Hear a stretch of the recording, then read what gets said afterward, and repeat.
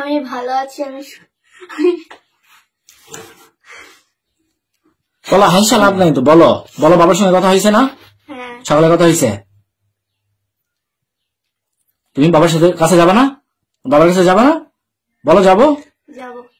সুবা missing হয়েছে এরকম একটা সকালে আমরা একটা তথ্য পেয়েছিলাম ঢাকাতে তথ্য পাওয়ার পরে আমরা ওখানে ইয়াতে পাঠাই, আমাদের অফিসার ফোর্স পাঠানোর পরে আমরা জানতে পারি তারা আসছে এখানে, বাট ওই সময় তারা লুকায় যায় আর কি পাশের বাড়ি বা আশেপাশে কোথাও।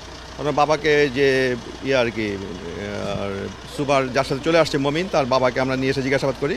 তারপরে একবারে জানতে পারি যে সে এক পাশের বাড়িতে আছে, ওখানে যাই। র্যাবের একটা টিমও ছিল ওখানে, ওরা আগের থেকে কাজ করছিল ইয়ার জন্য।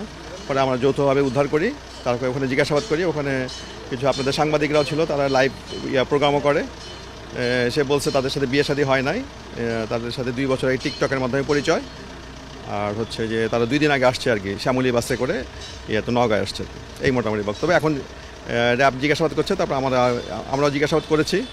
র্যাবের সিভিল টিম আছে, তারা জিজ্ঞাসাবাদ করতেছে। এরপরে এ বিষয়ে পরে অপহরণের বিষয়ে আমরা এখন পর্যন্ত কোনো তথ্য পাইনি, এটা জিজ্ঞাসাবাদ করার পরে তারপর জানানো হবে। এটা মমিন হচ্ছে এখানে বাড়ি, নওগাঁ আরজি নওগাঁতে বাড়ি।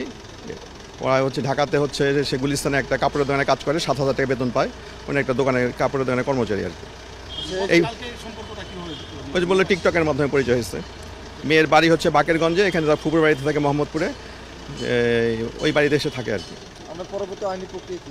এটা তো এই বিষয়টা হচ্ছে ঢাকার বিষয়। এখন ঢাকাতে ওখানে মামলা হয়েছে কিনা অপহরণের ডিটেলস জানি না আর কি, ওখানে জেনে আর জানতে পারবো আর কি।